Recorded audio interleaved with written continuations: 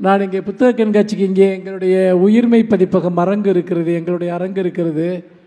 அங்கே நான் வருகை தந்தபோது பொதுவாக வாசகர்கள் கையெழுத்து பெறுவார்கள், புகைப்படம் எடுத்துக்கொள்வார்கள். ஆனால் ஒரு வாசகர் ஒரு கேக்குடன் நின்று கொண்டிருந்தார். நேற்று என்னுடைய பிறந்த நாள். நாங்கள் இருக்கும் வரைக்கும் ஒரு நாள் மட்டும் உங்கள் பிறந்த நாள் அல்ல, எல்லா நாளும் உங்களுக்கு பிறந்த நாள் தான் என்று அந்த கடையிலேயே அவர் அந்த கேக்கை வைத்து வெட்டி அங்கிருந்த வாசகர்களுக்கெல்லாம் கொடுக்கும்படி செய்தார். என்கிற போது இந்த கண்காட்சிக்கு நுழைகிற போதே ஒரு மிகுந்த உற்சாகத்தையும் மகிழ்ச்சியையும் உங்கள் மாவட்டத்தைச் சேர்ந்த வாசகர்கள் கொண்டு வந்தார்கள்.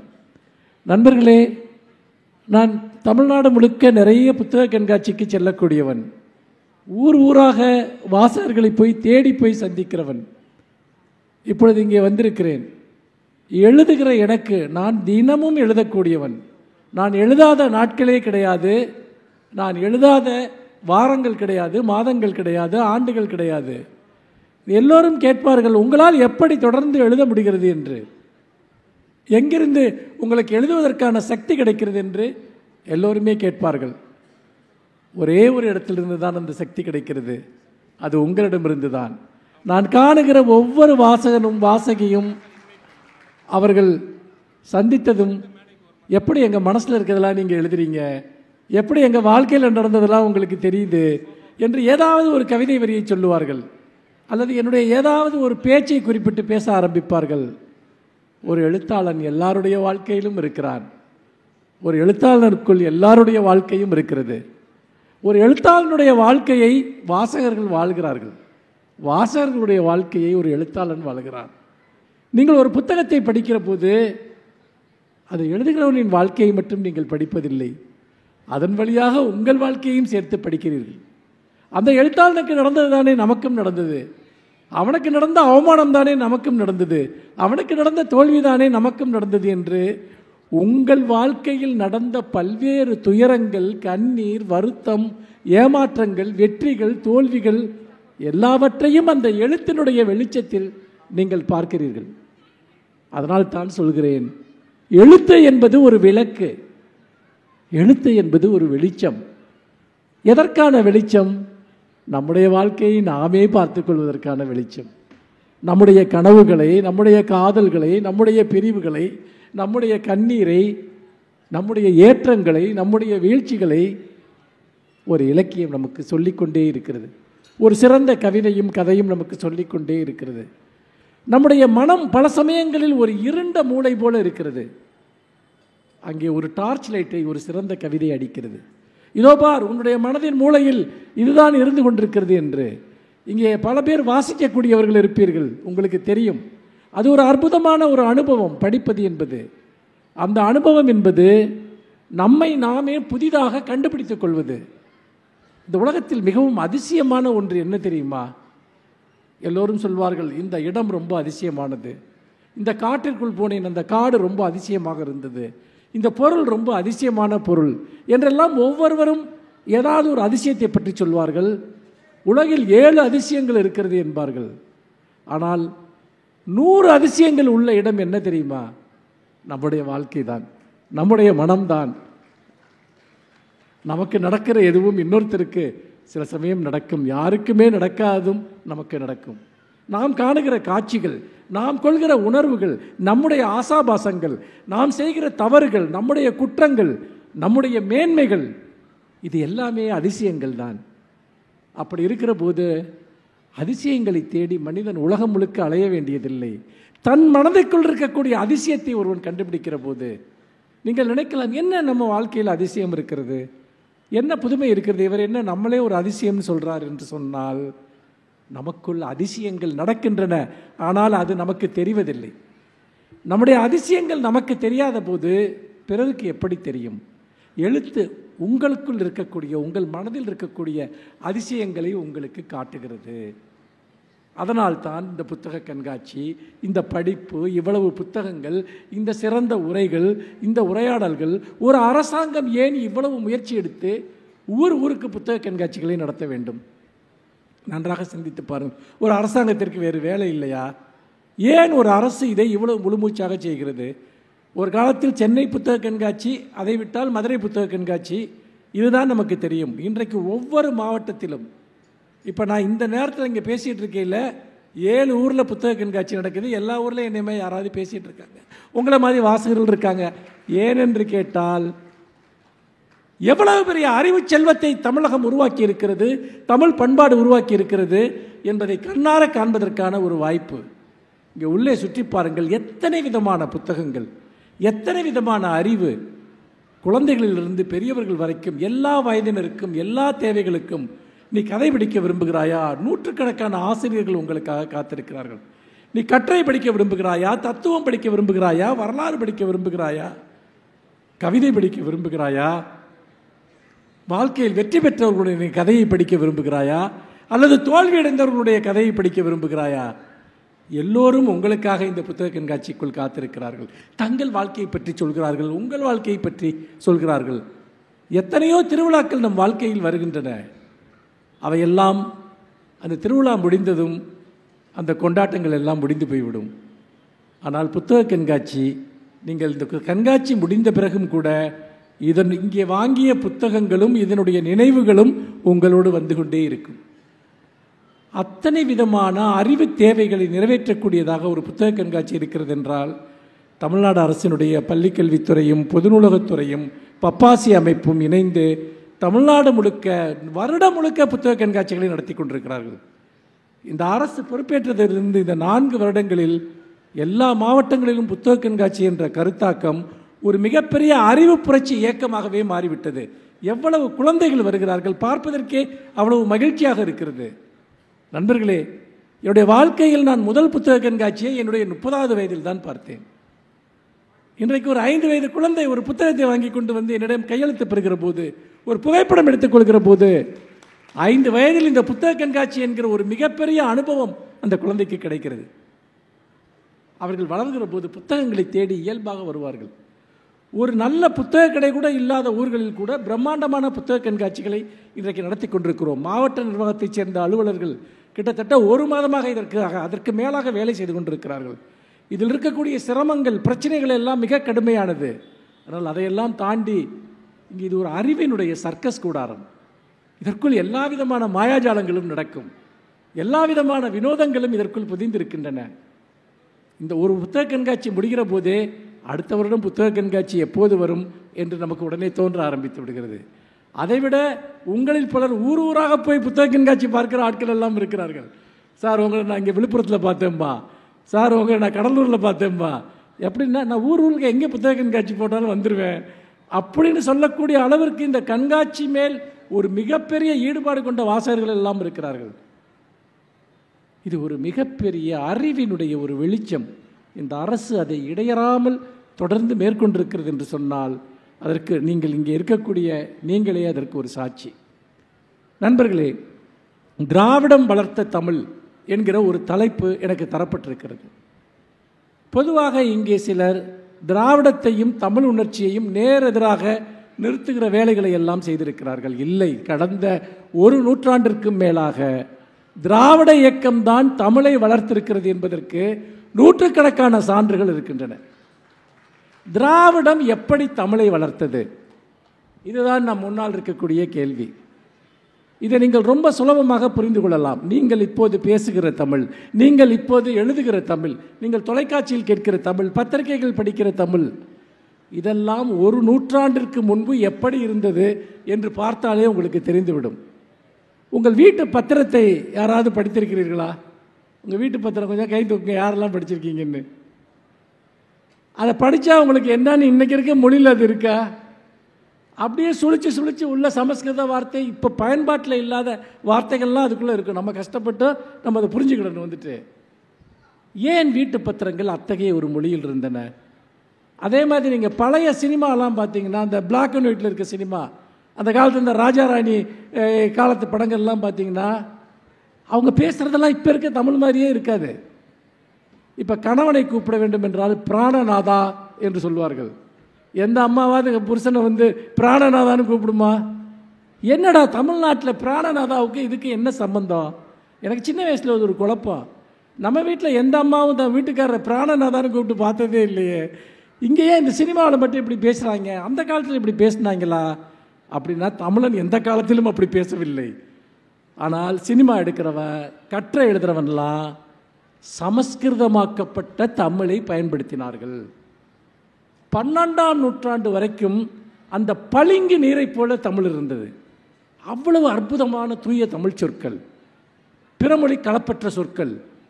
ஆனால் 12ஆம் நூற்றாண்டிற்கு பிறகு என்ன நடந்தது என்று பார்த்தால், தமிழ்நாட்டிற்குள் நிறைய ஊடுருவல்கள் நடந்தன. படையெடுத்து வந்தார்கள், பல மொழிகளை பேசக்கூடியவர்கள், படையெடுப்பாளர்கள் உள்ளே வந்தார்கள். தமிழ் கொஞ்சம் கொஞ்சமாக சிதைக்கப்பட்டது, அழிக்கப்பட்டது.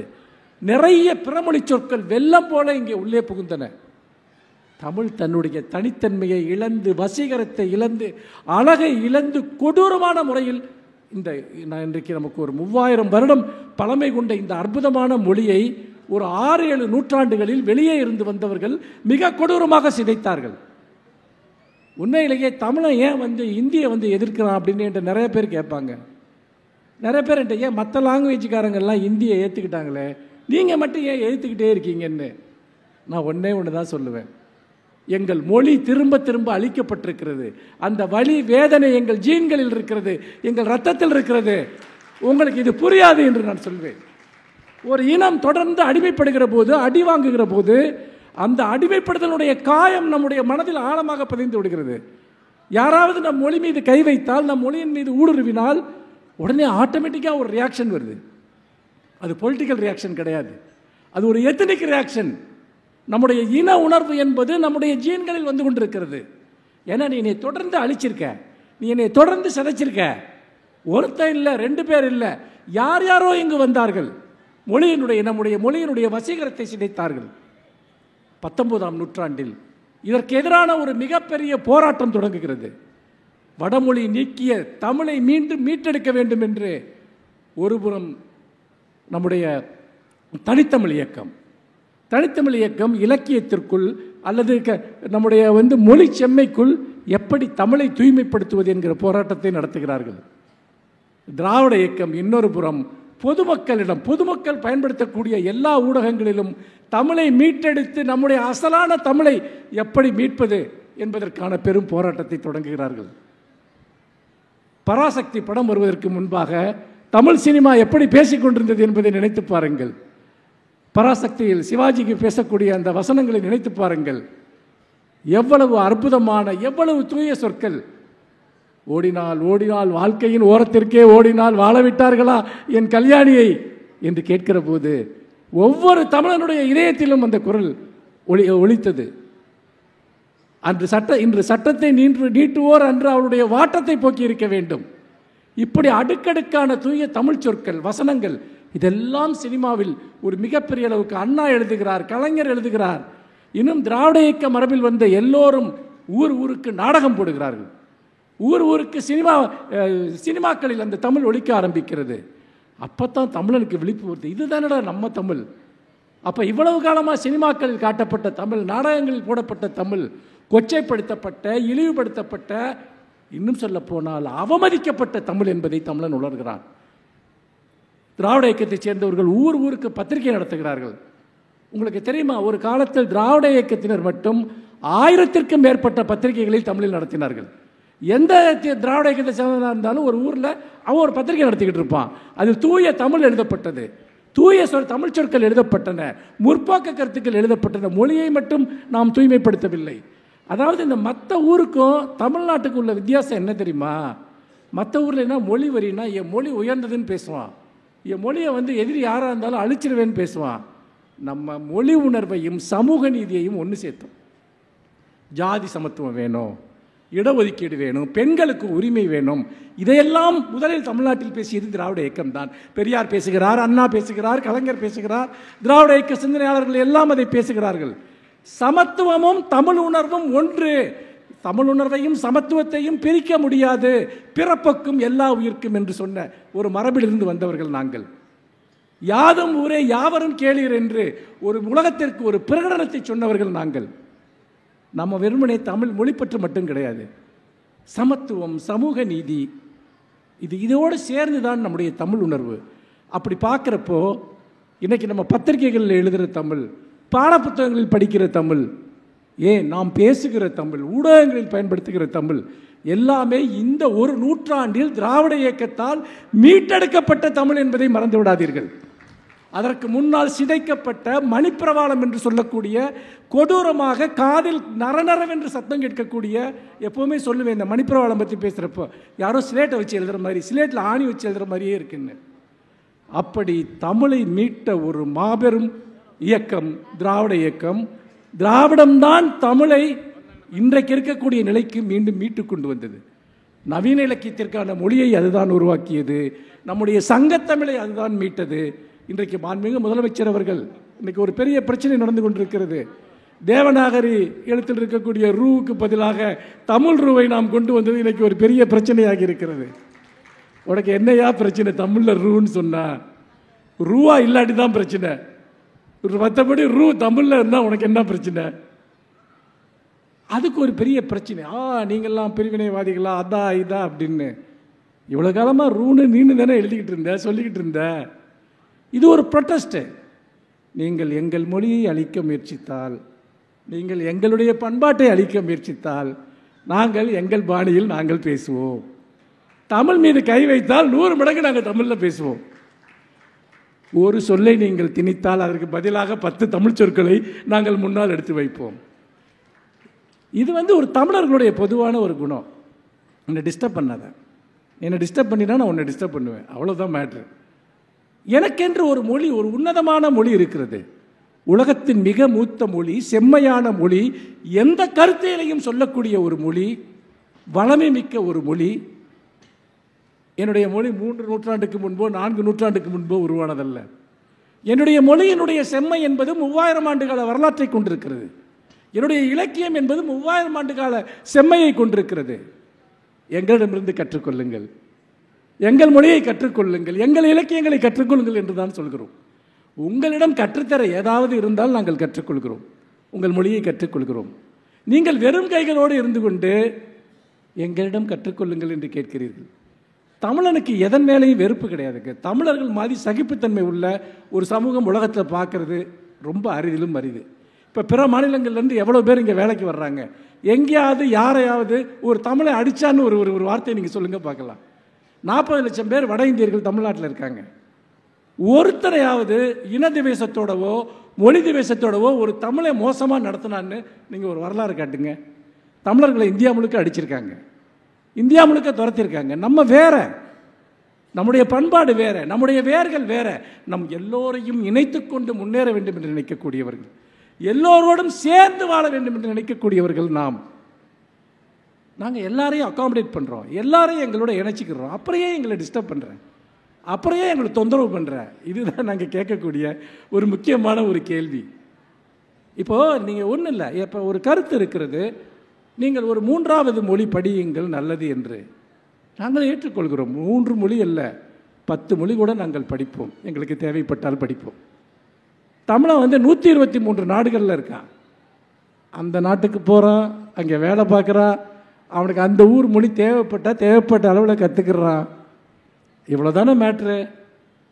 நீ ஏன் ஒரு இந்தியை படித்தா நல்லதுன்னா என்ன நல்லதுன்னு கேட்டால் அதுக்கும் பதில் சொல்ல மாட்டேங்கிறான். சரிப்பா, எங்கள் பிள்ளைங்களுக்கெல்லாம் இந்தி, இந்த நிறைய பேரண்ட்ஸ்க்கு வேறு சில விஷயங்களை புரிய வைக்க வேண்டியிருக்கு. ஏதோ ஹிந்தி படிக்கிறதெல்லாம் ஒரு பெரிய கௌரவம் அப்படிலாம் நினைக்கக்கூடிய சில பேரண்ட்ஸ்லாம் இருக்காங்க. ஹிந்தி ஸ்கூலில் ஹிந்தி படித்த பிள்ளைங்களில் எத்தனை பிள்ளைங்க ஹிந்தியில் பேசுது, ஹிந்தியில் எழுதுதுங்கிறத நீங்கள் யோசிச்சு பாருங்கள். ஏதோ மேம்போக்காக ஒன்று சொல்லிக் கொடுப்பாங்க, அது மட்டும் இல்லை. சரி படிச்சிட்டீங்க, உடனே உங்கள் பிள்ளைக்கு அதை வச்சு வேலை கிடச்சிருமா? அதை வச்சு எங்கே வடநாட்டில் போய் இந்த குழந்தை வேலை செய்ய போகுதா? சரி தமிழ்நாட்டிலாவது அதுக்கு ஏதாவது ஒரு பயன் இருக்கா? ஏன் எனக்கு தேவையில்லை. அதான் இங்கிலீஷ் படிக்கிறாங்க எங்கள் பிள்ளைங்க, உலகம் முழுக்க போகிறாங்க, படிக்கிறாங்க, வேலைக்கு போகிறாங்க. உலகத்தில் தமிழர்கள் இல்லாத நாடுகளே கிடையாது, தமிழர்கள் உயர் பொறுப்புகள் இல்லாத நாடுகளே கிடையாது. ஏனென்றால் தமிழோடு சேர்ந்த ஆங்கிலத்தையும் நம்முடைய பிள்ளைகள் மிக செம்மையாக படித்தார்கள். உலகத்தை தமிழன் ஒரு காலத்தில் எல்லாருமே சொல்லுவாங்க, ஆங்கிலம் நம்மளை அடிமைப்படுத்தினா அந்த அடிமை மொழியை படிக்கலாமா அப்படின்னு கேட்குற சில பேர் இருக்காங்க. ஆங்கிலத்தை வைத்துக்கொண்டு தமிழன் என்று உலகத்தை வென்று கொண்டிருக்கிறான். எந்த மொழியை வைத்துக்கொண்டு அவன் நம்மை அடிமைப்படுத்தினானோ அந்த மொழியால் இன்றைக்கு பொருளாதாரத்தில், அறிவியலில், தொழில்நுட்பத்தில் எல்லாவற்றிலும் நாம் இன்று உலகத்தை வென்று கொண்டிருக்கிறோம். அப்போ எது எது என்னுடைய ஆதிக்கம் செலுத்தக்கூடிய கருவியாக இருந்ததோ அதை வைத்துக்கொண்டு நான் எனக்கு உலகம் முழுக்க போகிறேன். ஆனால் நீ இந்திய படினா படிக்கிறேன், எதுக்கு படிக்கிறேன்னு சொல்லு. நான் டெய்லி டிவியில் இதை கேட்குறேன், நான் படிச்சுக்கிறேன்ப்பா, இன்றைக்கே போய் படிச்சுக்கிறேன், எதுக்கு படிக்கணும்னு மட்டும் சொல்லுன்னா பதில் கிடையாது. நீ படிக்கணும், அது தேசிய மொழி, அது மொழி. தேசியம் என்பது வேற்றுமையில் ஒற்றுமையை ஒழிய அது இந்தியில் கிடையாது, ஒரு மொழியில் கிடையாது. ஒரு கதை இருக்கிறது, ஒரு சுவாரஸ்யமான ஒரு கதை. அதாவது ஒரு அறையில் 2 நாற்காலிகள் என்று ஒரு புகழ்பெற்ற ஒரு கதை. ஆதவன் என்ற ஒரு மிகச்சிறந்த ஒரு எழுத்தாளர். தமிழில் எனக்கு ஒரு பிடிச்ச ஒரு 5 எழுத்தாளர் யாருன்னு கேட்டிங்கன்னா அதில் அந்த 5 எழுத்தாளர்கள் ஒருத்தராக நான் ஆதவனை சொல்லுவேன். அவ்வளோ ஒரு அற்புதமான படைப்பாளி ஆதவன். அவருடைய ஒரு புகழ்பெற்ற 2 நாவல்கள் இருக்கின்றன. ஒன்று காகித மலர்கள், இன்னொன்று என் பெயர் ராமசேஷன். அதாவது நம்முடைய அன்றாட வாழ்க்கையில் நம்ம எவ்வளவு போலித்தனமாக இருக்கிறோம் என்பதை பற்றி அந்த அந்த நாவல்களில் அவர் சொல்லுவார். ஒரு மிடில் கிளாஸ் லைஃப்பில் என்னென்ன போலித்தனங்கள் இருக்குன்னு அவர் ஒரு சிறுகதை எழுதியிருக்கிறார், ஒரு அறையில் 2 நாற்காலிகள்னு. அதாவது புகழ்பெற்ற பிரெஞ்சு அறிஞர் சார்த்தர், ஒரு புகழ்பெற்ற படைப்பாளி, அவர் ஒரு முக்கியமான ஒரு வாசகத்தை உலகத்திற்கு கொண்டு விட்டு சென்றார். அது என்ன வாசகம் என்று கேட்டால், நரகம் என்பது மற்றவர்களே அப்படின்னார். என்னடா இப்படி பொசுக்குன்னு இப்படி சொல்லிட்டா அப்படின்னு நமக்கு. நரகம்னா வேற ஒன்றுமே இல்லை, ஹெல் இஸ் அதர்ஸ், நரகங்கிறதே அடுத்தவன் தான் அப்படின்னு. இதை விளக்கிறதுக்கு அவர் ஒரு நாடகம் எழுதினார். அது எப்படின்னு கேட்டிங்கன்னா, ஒரு நரகத்துக்கு பார்த்திங்கன்னா 7 பேர் போவாங்க செத்ததுக்கப்புறம். அந்த நாடகத்துடைய பேர் நோ எக்ஸிட், அதாவது தமிழில் மீள முடியுமா அப்படிங்கிற பேரில் அது வந்திருக்கு. 7 பேர் ஒரே நேரத்தில் ஒரு நரகத்துக்கு போகிறான். அதில் ஒரு பிஸ்னஸ் மேன் இருப்பான், அப்புறம் ஒரு நடிகை இருப்பா, இப்படி நிறையா 7 பேர் சம்பந்தமே இல்லாத நபர்கள் அவங்கள நரகத்துக்கு கொண்டு போகிறாங்க. அங்கே பனிஷ்மெண்ட் என்னன்னு கேட்டிங்கன்னா, 7 பேரோட இமைகளையும் எடுத்துருவாங்க. அப்போ என்னென்னா நீங்கள் தூங்க முடியாது. இன்னொரு பிரச்சனை, நீங்கள் மற்றவனை பார்த்துக்கிட்டே இருக்கணும். இந்த உலகத்தில் நம்ம உயிர் வாழ்கிறது எப்படி தெரியுமா?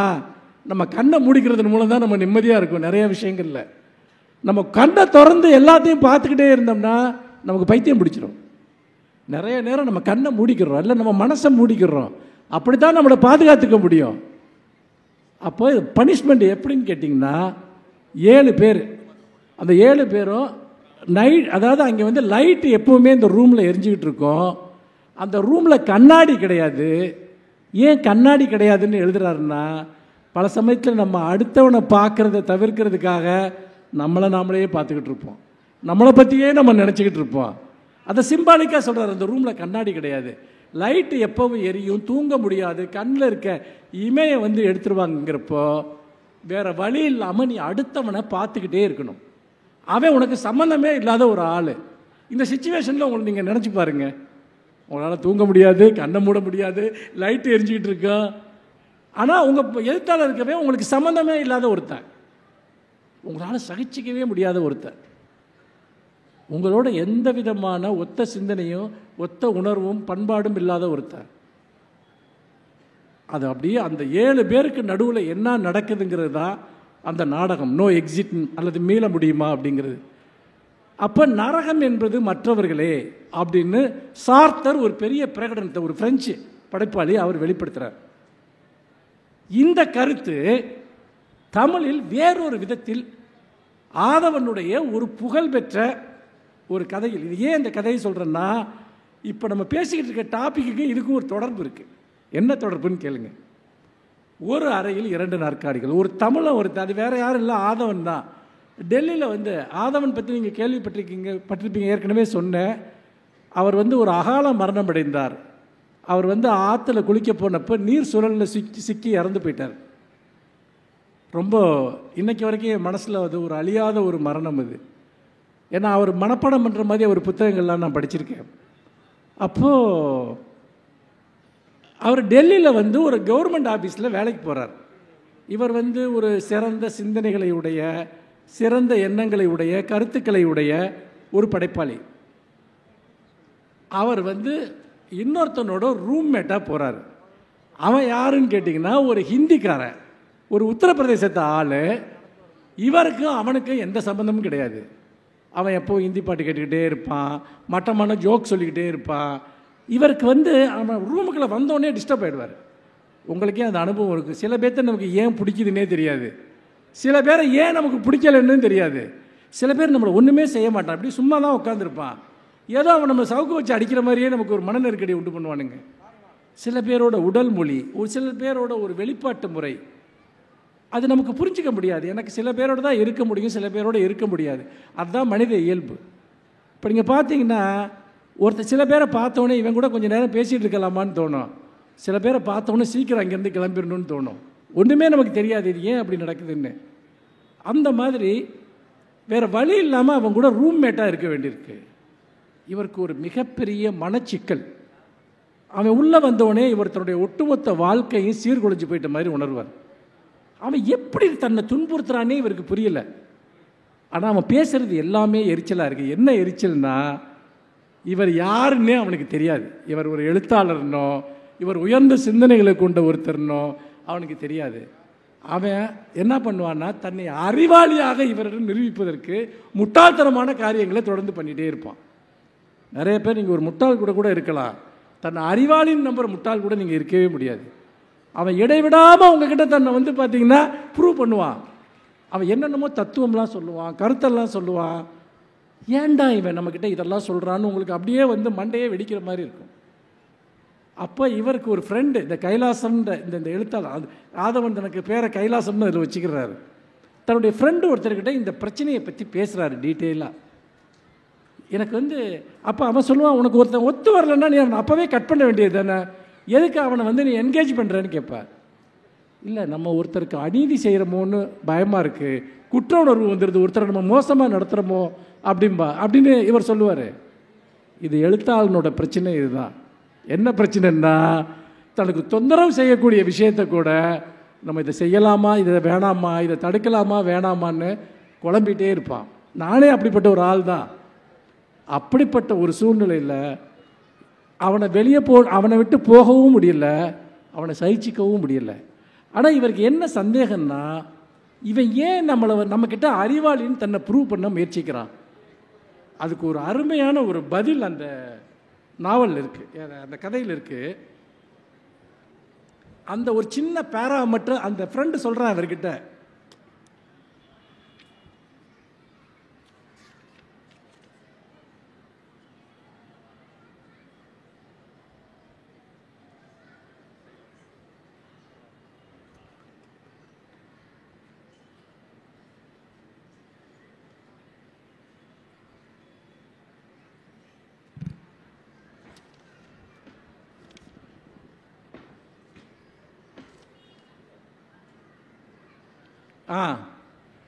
அவன் சொல்கிறான், அந்த ஃப்ரெண்டு சொல்கிறான், நல்லா கவனிங்க, இப்போ தான் நம்ம பேசிகிட்டு இருக்க டாப்பிக்கும் அதற்கு இடையில் ஒரு தொடர்பு இருக்குது. அது என்ன தொடர்புன்னா, இவன் கேட்குறான், அவன் இவ்வளவு மட்டமான ரசனை உள்ள ஒருத்தன் அவன் ஏன் உன்கிட்ட அறிவாளியாக காட்டிக்க விரும்புகிறான் அப்படிங்கிறதுக்கு என்ன காரணம்னா, தமிழர்களை பற்றி அவங்க தமிழன்னு கூட சொல்ல மாட்டான், மதராசின்னு சொல்லுவான். வட இந்தியாவில் இருக்க அவ்வளவு பேத்துக்குமே நம்ம ஒரு மதராசி, அவ்வளவுதான். ஆனால் வாங்கின நம்முடைய லியோனி அவர்கள் வந்திருக்கிறார். உங்களுடைய பலத்த கரகோஷத்தோடு அவருக்கு ஒரு வரவேற்பு.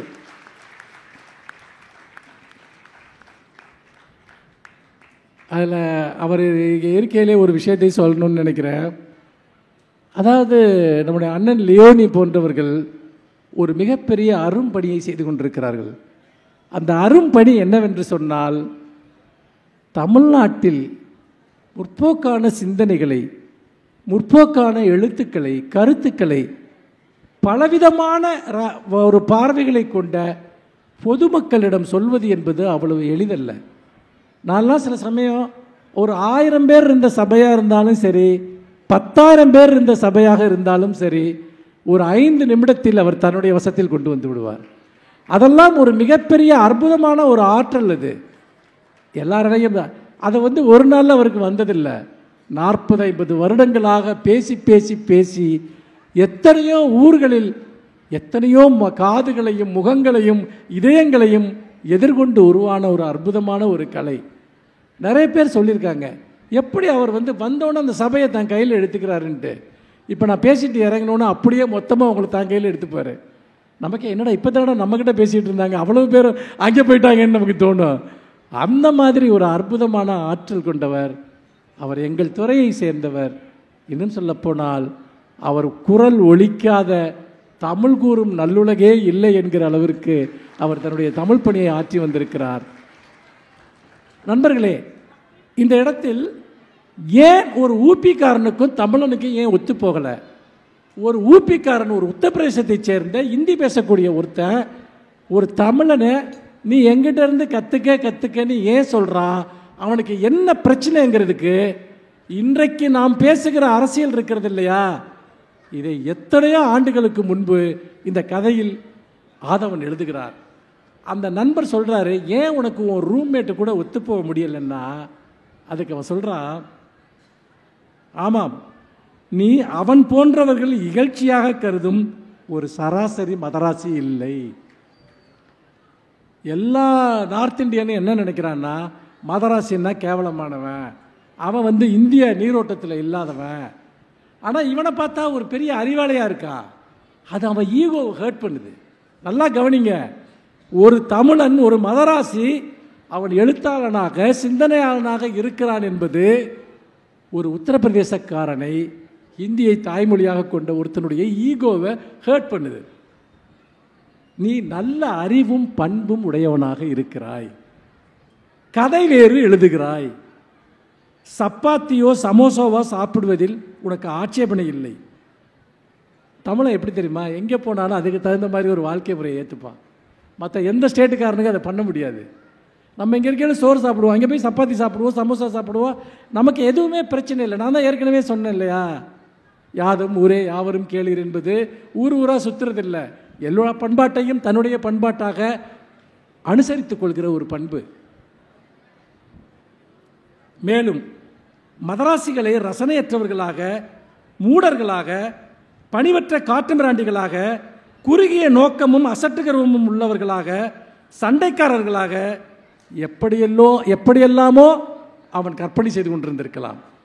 அதாவது நம்மளை பற்றி அவன் ஒரு கற்பனையை வச்சிருக்கான். மதராசின்னா இவன் இந்த ஆளை பார்த்தவொன்னே அந்த கற்பனையெல்லாம் உடையுது. அது அவனால் தாங்கிக்க முடியல. தமிழன் வேற மாதிரில இருக்கான். அறிவால் சிறந்தவனாக இருக்கிறான், பண்பால் சிறந்தவனாக இருக்கிறான். அவன் கூட ஒரு ரூம்மேட்டாக இருக்க வேண்டியிருக்கு. உன்னை சந்திப்பதற்கு முன்பு அவன் ஒரு உயர்ந்த இனத்தவன் என்ற மாயையின் பகுதியில் அவன் இருந்திருக்கிறான். ஒரு சிறந்த தமிழனை பார்ப்பதற்கு முன்னால் தான் இந்த உலகத்தில் சிறந்தவன் என்று அவன் நம்பிக்கொண்டிருக்கிறான். நீ போய் அந்த நம்பிக்கையை உடைக்கிற. உன்னை விட நான் மேலானவன். ஏன் இப்போ நம்ம தமிழ் பண்பாடு 4000 வருஷம் பழமையானது, நம்முடைய இரும்பு காலம் தமிழ்நாட்டிலிருந்து தான் தொடங்கியதுன்னு சொல்கிறப்ப ஏன் வட இந்தியர்கள் யாரும் அதை ஏற்க மறுக்கிறார்கள் என்று சொன்னால், அவர்கள் நாகரிகம்தான் முதன்மையானது என்று அவர்கள் நம்பிக்கொண்டிருந்தார்கள். அவர்கள் நாகரிகம்தான் தொன்மையானது என்று நம்பிக்கொண்டிருந்தார்கள். ஆரிய நாகரிகம்தான் மிக மிக பழமையானது என்று அவர்கள் நம்பிக்கொண்டிருந்தார்கள். இல்லப்பா, உங்களை விட நாங்கள் பல மடங்கு நாங்கள் முற்பட்ட நாகரிகத்தை கொண்டவர்கள் என்று சொன்னவுடன் அவன் கடுப்பாகிறான். நாங்கள் இங்கே வைகை ஆற்றின் கதையில் நாகரிகம் வளர்ந்தது என்று சொன்னால், இல்லை எங்ககிட்ட சரஸ்வதி நதின்னு ஒன்று இருந்துச்சுங்கிறான். சரஸ்வதி நதி எங்கே இருக்குன்னா பேப்பரில் இருக்குங்கிறான். எங்கடா ஓடிச்சு சரஸ்வதி நதின்னு கேட்டால் பதில் இல்லை. காவிரியும் வைகையும் இன்று பண்பாட்டை வளர்த்து நம் கண் முன்னால் ஓடிக்கொண்டிருக்கிறது. அதனுடைய சான்றுகளை ஒவ்வொரு நாளும் நாம் தோண்டி எடுத்துக்கொண்டிருக்கிறோம். அப்போ இந்த கதையில் வர இந்த வாசகங்களை பாருங்கள். அவன் ஒரு உயர்ந்த இனத்தவன் என்ற மாயையின் பகுதி. ஆனால் நீ இந்த மாயையை சிதைத்து விட்டாய். அவனை சிறுமைப்படுத்தும் உத்தேசம் இல்லாமல் இருந்தால் கூட நீ அவனை தாழ்வு மனப்பான்மை கொள்ள செய்து விட்டாய். உனக்கு நோக்கம் கிடையாது அவனை நீ சிறுமைப்படுத்துறது. ஆனால் அவனை நீ தாழ்வு மனப்பான்மைக்கு ஆளாக்கிட்ட. ஏங்க, எனக்கு 4000 வருஷம் நாகரிகம் இருக்குன்னு சொன்னால் அவன் தாழ்வு மனப்பான்மை அடையத்தானே செய்வான். அவனுக்கு எதுவுமே தெரியாது. அவனுக்கு தமிழ் தெரியாது, ஆங்கிலம் தெரியாது, மற்ற பண்பாட்டு வரலாறுகள் தெரியாது. ஆரிய நாகரிகம், இந்தி, இதுதான் அவனுடைய வாழ்க்கையில் அவனுக்கு தெரிஞ்ச ஒரே பண்பாட்டு வரலாறு. சரி, எப்படி இருந்தால் என்ன? என் மொழிதான் ஆட்சி மொழி, என் சகோதரர்களே ஆட்சி புரிப்பவர்கள் என்பது போன்ற எண்ணங்களில் தஞ்சமடைந்து அவன் ஆசுவாசம் பெற வேண்டியிருக்கிறது. அதே சமயத்தில் இந்த எண்ணங்கள் அவனை குற்ற உணர்ச்சி கொள்ள செய்கின்றன. இவரும் என்னை போன்ற ஒரு ஊப்பி வாளாவாக அல்லது குறைந்தபட்சம் ஒரு வடக்கந்தியனாக இருந்தால் தேவையே என்று அவனுக்கு தோன்றுகிறது. இந்த பாருங்க, இவனு நம்மளை மாதிரியே ஒரு உத்தரப்பிரதேசக்காரனாகவோ வட இந்தியாக்காரனாகவோ இருந்தால் நல்லா இருக்குமேனு அவன் ஃபீல் பண்ணுறான். பல வருடங்களுக்கு முன்பு 30-40 வருடங்களுக்கு எழுதப்பட்ட இந்த கதை தான் இன்றைக்கி இந்தி படின்னு அவனை சொல்ல வைக்குது நம்மளை. நீனு என்னை மாதிரி ஆயிடு, ஏன்னா நீ மேலே இருக்க, எனக்கு கடுப்பாக இருக்குது இதை பார்க்குறதுக்கு. நீ ஹிந்தி படிச்சுக்கிட்டீங்கன்னா நீனும் நானும் ஒன்று சமம்னு ஆகிடும். அது எப்படிப்பா சாத்தியம்? அது எனக்கென்று ஒரு மொழி இருக்கிறது, எனக்கென்று ஒரு மேன்மை இருக்கிறது, ஒரு பண்பாடு இருக்கிறது, ஒரு வரலாறு இருக்கிறது. நண்பர்களே, திராவிடம் வளர்த்த தமிழ் என்பது, தமிழை திராவிடம் வளர்த்தது என்பது மட்டுமல்ல, தமிழை அழிப்பதற்கான எல்லா முயற்சிகளையும் எதிர்த்து திராவிடம் இடைவிடாமல் போராடி கொண்டே இருக்கிறது. தமிழன் போராடி கொண்டே இருக்கிறான். இன்னைக்கு வரைக்கும் இந்த ரூபா நோட்டு பிரச்சனை வரைக்கும் அது வந்துருச்சு. இனி என் மேலே கை வச்சின்னா நாங்கள் எங்களுடைய அடையாளத்தை தூக்கி காட்டுவோம். இதுதான் நாங்கள் என்ன சகிப்புத்தன்மையோடு இருக்கிறோம். அதை டெஸ்ட் பண்ணாத. நாங்கள் சொல்கிறது அதுதான். எல்லோரும் கூடி வாழ்வோம் என்பதுதான் எங்கள் லட்சியம். திரும்ப திரும்ப என்னை ஒரு இந்திய அளவாணியை மாற்ற முயற்சி பண்ணாத, என்ன ஒரு ஊப்பிக்காரனாக மாற்ற முயற்சி பண்ணாத. என்னால் மாற முடியாது, மாறுவதற்கான அவசியம் கிடையாது, மாறுவதற்கான தேவை கிடையாது. நாங்கள் வேறு. எங்கள் குணம் தமிழன் என்று ஒரு இனம் ஒன்று, அவனுக்கென்று ஒரு குணம் என்று சொல்வது என்பது அது வெறுமனே அலங்காரத்திற்கு சொல்லப்பட்டதல்ல.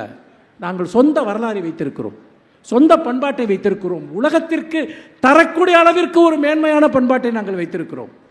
ஒட்டுமொத்தமாக இந்தியாவுக்கல்ல, உலகம் முழுமைக்கும் தரக்கூடிய ஒரு வரலாறு எங்களிடம் இருக்கிறது. அந்த வரலாறை நீங்கள் கற்றுக்கொள்ளுங்கள். வளர்ச்சி திட்டமாக தமிழ்நாட்டை பார்த்து கற்றுக்கொள்ளுங்கள். சமூக நீதியாக தமிழ்நாட்டை பார்த்து கற்றுக்கொள்ளுங்கள். கற்றுக் கொடுப்பதற்கு நாங்கள் தயாராக இருக்கிறோம். உங்களை வழிநடத்துவதற்கு நாங்கள் தயாராக இருக்கிறோம். எங்கள் மொழியை கற்றுக்கொள்ளுங்கள் என்று நாங்கள் உங்களை ஒருபோதும் நிர்பந்திக்க மாட்டோம். ஆனால் தமிழ்நாட்டுக்கு வருகிறவர்கள் எங்கள் மொழியை கற்றுக்கொண்டு வாருங்கள் என்று நாங்கள் கேட்பதற்கு உரிமை இருக்கிறது என்று நான் நினைக்கிறேன். அதை கூட ஒரு நிர்பந்தமாக இல்லை, ஒரு வேண்டுகோளாக வைக்கிறோம்.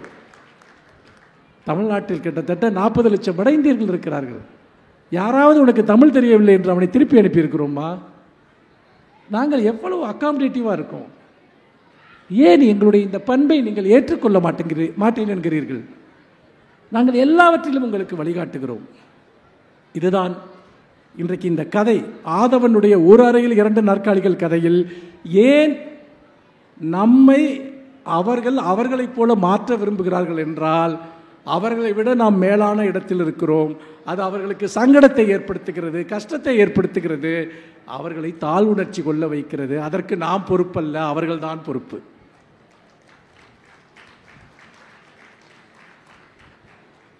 தமிழன் 2000 வருடங்களுக்கு முன்பு வரி வடிவத்தை கண்டுபிடிக்கிறான், மொழியை உருவாக்குகிறான்.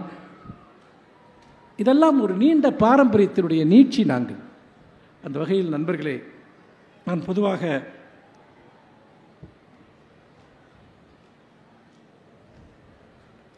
இன்றைக்கு இந்த திராவிடம் தமிழுக்காகவும், தமிழை எப்படி ஒரு செம்மொழியாக இந்த நூற்றாண்டில் மீட்டெடுத்தது என்பதை பற்றியும் நான் பல விஷயங்களை உங்களிடம் பகிர்ந்து கொண்டேன். வட இந்தியர்களுக்கும் நமக்கும் இடையே வித்தியாசம் எங்கே ஆரம்பிக்கிறது என்பதற்கு ஆதவனுடைய அந்த கதையிலிருந்து ஒரு உதாரணத்தையும் சொன்னேன். என் உரையை நிறைவு செய்வதற்கு முன்பாக நான் எப்போதுமே என்னுடைய உரையை என்னுடைய ஒரு கவிதையோடு நிறைவு செய்வேன். அந்த வகையில் இன்றைக்கு நான் ஒரு கவிதையை உங்களிடம் பகிர்ந்து கொள்ள விரும்புகிறேன். என்னுடைய மிகவும் ஒரு முக்கியமான ஒரு கவிதையாக பேசப்பட்ட கவிதை. நம்ம எல்லாருக்கும் வாழ்த்து சொல்கிறது இப்போ ஒரு பழக்கமாகவே ஆயிடுச்சு. ஃபேஸ்புக்கில் சும்மா ஒரு ஃபோட்டோ போட்டால் வாழ்த்துக்கள் 100 பேர் கமெண்ட் போடுறா. எதுக்குடா வாழ்த்துறான்னே புரியல. நீங்கள் நல்லா பாருங்கள். நான் சும்மா ஒன்றுமே பண்ண வேண்டாம், இன்றைக்கி எனக்கு தூக்கம் வரலை அப்படின்னு போட்டால் கீழே நல்வாழ்த்துக்கள்னு போடுறான்.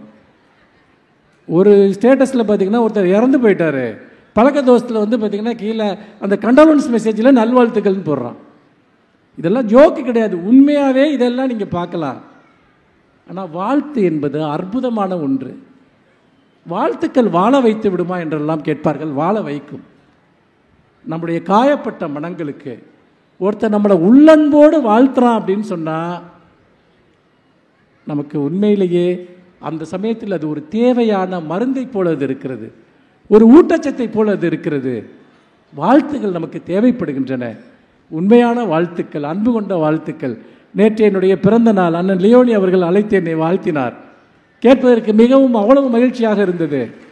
ஏனென்றால் அந்த வாழ்த்தில் இருந்த உண்மையும் அந்த வாழ்த்தில் இருந்த பாசமும் அன்பும் தான் காரணம். ஃபேஸ்புக்கில் போடுற வாழ்த்துக்கள் அல்ல அது. அந்த வகையில் வாழ்த்துக்கள் யாருக்கெல்லாம் தேவைப்படுகின்றன, இதை பற்றி ஒரு கவிதை எழுதியிருக்கிறேன். நல்வாழ்த்துக்கள். நல்வாழ்த்துக்கள். கடற்கரையில் யாரோ கைவிட்ட நாயை வீட்டுக்கு அழைத்து வரும் யாரோ ஒருவனுக்கு. நான் யாரையெல்லாம் வாழ்த்த விரும்புகிறேங்கிறத சொல்கிறேன். கடற்கரையில் யாரோ கைவிட்ட நாயை வீட்டுக்கு அழைத்து வரும் யாரோ ஒருவனுக்கு. இந்த ஒவ்வொரு சென்டென்ஸுக்கு நீங்கள் நல்வாழ்த்துக்கள் மனசில் படிச்சுக்கோங்க. அழகு சாதன விற்பனை நிலையத்தில் ஒரு ஒப்பனை பொருளை ஒரு இளம்பெண்ணிடம், இது உங்களுக்கு தேவையில்லை, நீங்களே மிகவும் அழகாக இருக்கிறீர்கள் என புன்னகையுடன் மறுக்கும் கடைப்பெண்ணுக்கு. நான் ஒரு கடையில் பார்த்தேன், ஒரு பொண்ணு ஒரு பொருளை வாங்குறா. அந்த சேல்ஸ் கேர்ள் சொல்கிறா, மேடம் இதெல்லாம் உங்களுக்கு வேணாம் மேடம், நீங்கள் நல்லா தான் இருக்கீங்க அப்படின்னு. அந்த பொண்ணை நான் வாழ்த்த விரும்புகிறேன் வந்துட்டு, அந்த கடைப்பெண்ணை வந்துட்டு. ஏன்னா இங்கே விற்கிற அந்த பொருளை விற்கிறதுக்கு தான் அந்த பொண்ணு இங்கே இருக்கா. அவனுக்கு தோணுது, இந்த பொண்ணு இவ்வளோ அழகாக இருக்கல, இவளுக்கு எதுக்கு இதெல்லாம் அப்படின்ட்டு. பராமரிக்க முடியாத அன்னையை மனநோய் விடுதியில் விட்டுவிட்டு அந்த கட்டிடத்தை ஒரு கணம் கண்ணீருடன் திரும்பி பார்க்கும் மகனுக்கு. எல்லாரும் சொல்லுவாங்க வந்துட்டு, போய் வயசானவங்கள வீட்டில் வந்து வச்சுக்க முடியாமல் வந்து விட்டுட்டு வந்துடுறாங்க அப்படின்னு. சில பேருக்கு வேறு வழியே இருக்காது. அந்த வாழ்க்கை அவ்வளவு கொடுமையானதாக இருக்கும். அப்போ விட்டுட்டு யாராவது மனசு வந்து அப்படி விட்டு வருவாங்கன்னு எனக்கு தோணலை. யாருக்கு என்ன கஷ்டமோ என்ன நெருக்கடியோ என்ன நமக்கு என்ன தெரியும்? நமக்கு நம்ம எதுக்கு எடுத்தாலும் பொத்தாம்பதுவாக ஒரு ஜட்ஜ்மெண்ட்டை சொல்லுவோம். அது அப்படி இல்லை. இறுதிச் சடங்கில் இறந்தவர்களின் காலை தொட்டு வணங்கும் எவருக்கும், ஒரு இறந்த உடலோட காலை வந்து தொட்டு வணங்கிட்டு நிற்கிறான் இல்லையா, அவனுக்கு என்னுடைய நல்வாழ்த்துக்கள். இவர்களெல்லாம் நம்முடைய வாழ்த்துக்களால் கொண்டாடப்பட வேண்டியவர்கள். இதெல்லாமா மனிதத்தன்மையை பற்றியது. நல்வாழ்த்துக்கள். நிராதரவான சாலையில் யாரோ ஒருவரின் கையசைப்பிற்கு வாகனத்தை நிறுத்தும் யாரோ ஒருவருக்கு. ஒரு தனி ரோட்டில் ஒருத்தன் நின்றுட்டு இருக்கான், அவன் கையை காட்டுறான். நிறைய பேர் வண்டியை நிறுத்த மாட்டாங்க, ஆனால் யாரோ ஒருத்தன் நிறுத்துவான். குழந்தைகள் இல்லாத வீட்டிற்கு ஒவ்வொரு பண்டிகைக்கும் தவறாமல் தேடி வரும் நண்பன் ஒருவனுக்கு. குழந்தைகள் இல்லாத வீடு வந்து பண்டிகை தினங்களில் துயரமாக இருக்க மாதிரி வேறு எப்போவுமே இருக்காது. அப்போ அந்த வீட்டில் வந்து பிள்ளைங்க இல்லைன்னு நினச்சிக்கிட்டு தவறாமல் அந்த வீட்டுக்கு வர்ற ஒரு நண்பன் ஒருத்தன் இருப்பான். அவனுக்கு என்னுடைய நல்வாழ்த்துக்கு. ஒரு உடைந்த பொம்மைக்காரின் சக்கரத்தை பொறுத்த நீண்ட நேரமாக போராடும் சின்னஞ்சிறு குழந்தைக்கு, அந்த குழந்தை அதை மாற்றத்துக்கு போராடிக்கிட்டே இருக்கும். அது சீக்கிரம் மாற்றணும்னு நான் அதை வாழ்த்துவேன். நான் ஏதேனும் ஒரு வரிசையில் எப்போதும் நின்று கொண்டிருக்கும் எவருக்கும் நல்வாழ்த்துக்கள். நம்ம கீழே நிற்காத நாளே இருக்கா, சுவைச்சு பாருங்க. ஏதாவது ஒரு வரிசையில் எங்கேயாவது வெயிட் பண்ணிகிட்டு இருப்போம், எங்கேயாவது ஒரு கியூவில் நின்றுட்டே இருப்பான். சீக்கிரம் அவன் கியூ நகர்ந்து முன்னாடி போகணுன்னு அவனை நான் வாழ்த்த விரும்புகிறேன். நல்வாழ்த்துக்கள். யாருமற்ற வீட்டிற்கு தனியே திரும்பி வரும் யாரோ ஒருவருக்கு. யாருமே இல்லாத வீட்டுக்கு நம்மளே வந்து கதவை திறந்துட்டு உள்ளே போகிறது இருக்கு இல்லையா. நம்ம வீட்டில் நம்ம மட்டுமே இருக்க வீடு இருக்குல்ல, அது ஒரு மிகப்பெரிய ஒரு துயரம். அது அந்த அந்த யாரோ ஒருவனை நான் வாழ்த்த விரும்புகிறேன். உத்தரத்தில் மாட்டிய புடவையை நன்றாக இழுத்து பார்த்துவிட்டு ஒரு கணம் தயங்கி நின்று யோசிப்பவருக்கு. தற்கொலை பண்ணிக்கலான்னு உத்தரத்தில் அந்த புடவையை மாட்டிட்டு நம்ம சாகத்தான் வேண்டுமா என்று நினைக்கக்கூடிய அந்த தருணத்தில் நிற்கக்கூடிய ஒருத்தருக்கு நான் நல்வாழ்த்துக்களை கூற விரும்புகிறேன். வேணாம், கீழே இறங்கி வந்துரு அப்படின்ட்டு. வீடு திரும்பும் வழியை மறந்துவிட்ட குடிகாரர்கள் ஒவ்வொருவருக்கும். நிறைய பேர் வீட்டுக்கு எப்படி போகிறதுன்னு தெரியாமல் அலமோதிட்டு கிடப்பான். அப்படி யாராவது நீங்கள் பார்த்துருக்கீங்களா? இந்த பைக்கில் பின்னாடி இந்த டூ வீலரில் குடிச்சிட்டு உட்கறக்க வந்து ஒருத்தன் வச்சு கூப்பிட்டு போவான். கீழே கீழே சரிஞ்சு விழுவான். அவனை மேனேஜ் பண்ணி கூப்பிட்டு போகிறது ஒரு மிகப்பெரிய கொடுமையாக இருக்கும். வந்துட்டு பார்த்தீங்கன்னா எல்லா இடத்துலையும் இந்த காட்சியை பார்த்துருக்கேன். பழைய காதலரை தேடிச் செல்லும் பழைய காதலரை அவருக்கும் நல்வாழ்த்துக்கள்.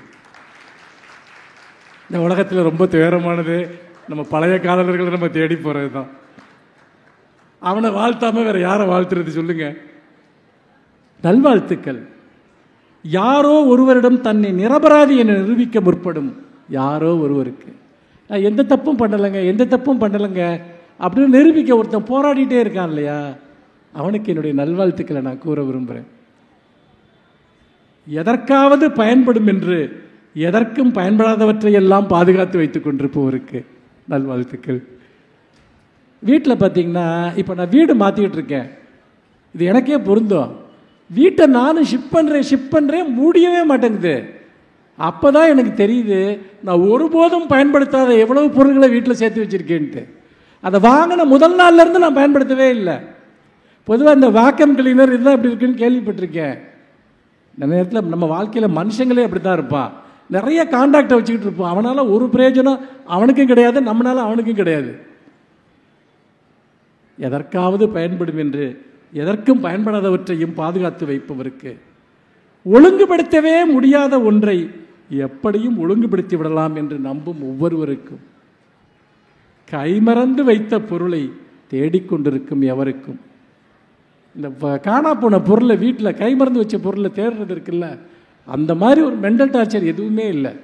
அது யாராவது தேடிக்கிட்டு இருந்தாலே நமக்கு தலைவலிக்கு வந்துட்டு, சரிங்களா? அவனுக்கு நல்வாழ்த்து, சீக்கிரம் அவனுக்கு கிடைச்சிடணும் அப்படின்னு. இதெல்லாம் வாழ்க்கையில் ரொம்ப சின்ன சின்ன விஷயங்கள். அடுத்து பாருங்க, நல்வாழ்த்துக்கள். யாரோ ஒருவரின் ஆடையை வேறு வழி இல்லாமல் அணிய வேண்டியிருக்கும் யாரோ ஒருவருக்கு. எனக்கு இந்த ஆடைகளை, பயன்படுத்திய ஆடைகளை தானமாக கொடுக்கறதில்ல எனக்கு எப்போவுமே விருப்பமே கிடையாது. அது ஏதோ ஒரு மனிதனை அவமதிக்கிற ஒரு விஷயம் மாதிரியே எனக்கு தோணும். சுனாமி வந்தப்போ நிறைய மீனவர்கள் பாதிக்கப்பட்டாங்க. அவங்கள்ட்ட ஒன்றுமே இல்லை, எல்லாமே போயிடுச்சு. அப்போ சில இந்த தொண்டு நிறுவனங்கள்லாம் வீட்டுக்கு ட்ரெஸ் எல்லாம் கலெக்ட் பண்ணி கொண்டே கொடுத்தாங்க. ஒரு மீனவனும் அதை வாங்க மாட்டேன்ட்டான். அவன் உழைத்து வாழக்கூடிய ஒரு சமூகத்தை சேர்ந்தவன், எங்களால் பழைய ஆடைகளை அணிய முடியாது என்று. அது ஒரு டீச்சிங். ஒருத்தங்கிட்ட ஒன்றும் இல்லைன்னா நம்ம எதை கொடுத்தாலும் வாங்கிக்குவான்னு நம்ம நினச்சக்கூடாது. நிறைய பேர்த்துக்கு வந்துட்டு அந்த தவறான எண்ணம் இருக்கிறது. அவங்ககிட்ட எதுவுமே இல்லை, நம்ம கையில் இருக்க எதையோ ஒன்று கொடுப்போன்னு. எவ்வளவு துயரத்திலும் ஒரு மனிதனுக்கு ஒரு கண்ணியம் இருக்கிறது, எவ்வளவு வறுமையிலும் அவலத்திலும் ஒரு மனிதனுக்கு ஒரு கண்ணியம் இருக்கிறது. பாரதி சொல்வானே, பிச்சை வாங்கி தின்னும் வாழ்க்கை பெற்றுவிட்ட போதிலும் அச்சமில்லை அச்சமில்லை அச்சமில்லை என்று. அந்த பாட்டில் அச்சமில்லை உச்சி மீது வானிடிந்து வீழுகின்ற போதிலெல்லாம் அச்சமில்லை அப்படின்லாம் நிறைய வரி வரும். அதெல்லாம் நம்ம யார் வேணா சொல்லலாம்.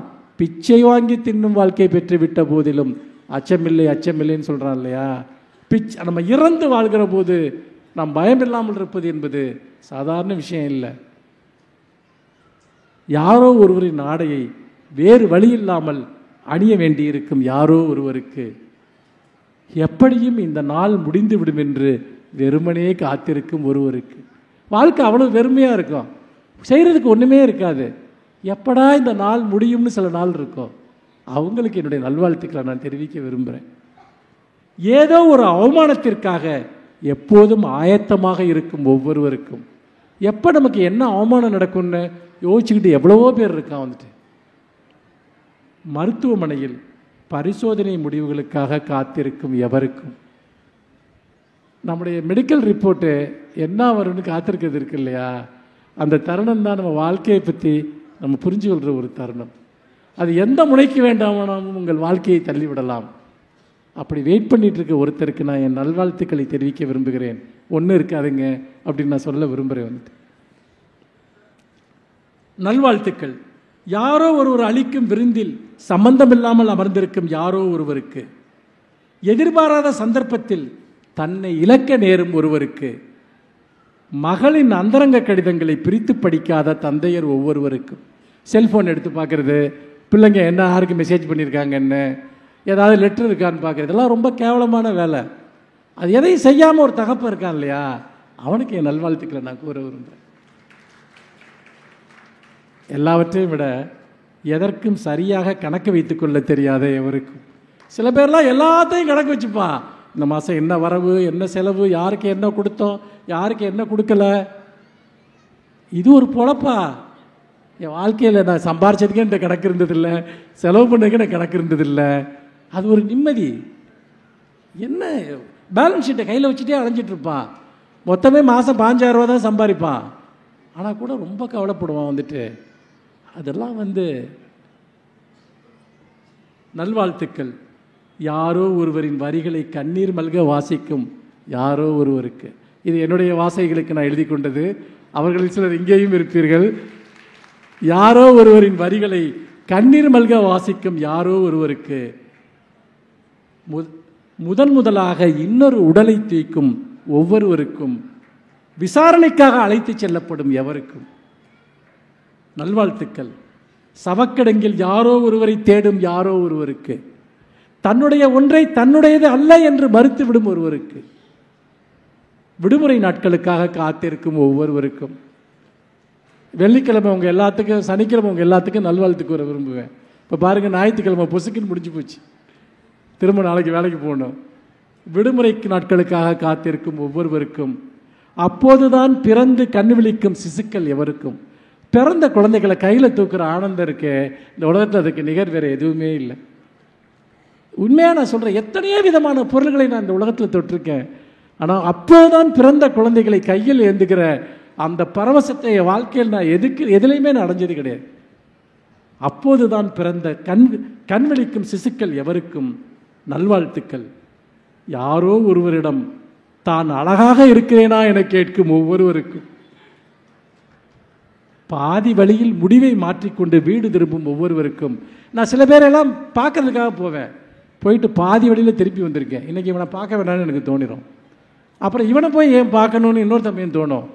அப்படி எத்தனையோ திரும்பி வந்திருக்கேன். நான் எடுத்த முடிவு சரின்னு வாழ்க்கை பல சமயங்கள் எனக்கு சொல்லியிருக்கு. சைத்தான் நம்மளை முதல்ல இங்கே போன்னு சொல்லும். ஆனால் குட்னஸ் இல்லை, திரும்பி போயிடுன்னு சொல்லும். நம்ம பெரும்பாலும் சாத்தானோட குரலை தான் கேட்போம், குட்னஸோட குரலை கேட்கவே மாட்டோம். நான் கேட்பேன். 40 வயதுக்கு மேல் ஒவ்வொரு பிறந்த நாளையும் கண்டு அஞ்சும் ஒவ்வொருவருக்கும். 40 வயசுக்கு மேலே பிறந்த நாள் உள்ளுக்குள்ளே எல்லாம் ரொம்ப சந்தோஷமாக இருக்காது, ரொம்ப பயமாக இருக்கும். எல்லாவற்றையும் இன்னொரு முறை புதிதாக தொடங்கலாம் என நம்பும் எவருக்கும் நல்வாழ்த்துக்கள். யாரோ ஒருவரை மன்னிக்கும் வாய்ப்பு கிடைத்த யாரோ ஒருவருக்கு. யார் ஒருத்தர் மன்னிக்கிறானோ அவனை நான் வாழ்த்த விரும்புகிறேன். வாதையை தாங்கிக் கொள்ள புது புது வழிகள் கண்டுபிடிக்கும் ஒவ்வொருவருக்கும், வலியை தாங்கிக் கொள்வதற்கு புது புது உபாயத்தை கண்டுபிடிக்கிறாங்க இல்லையா.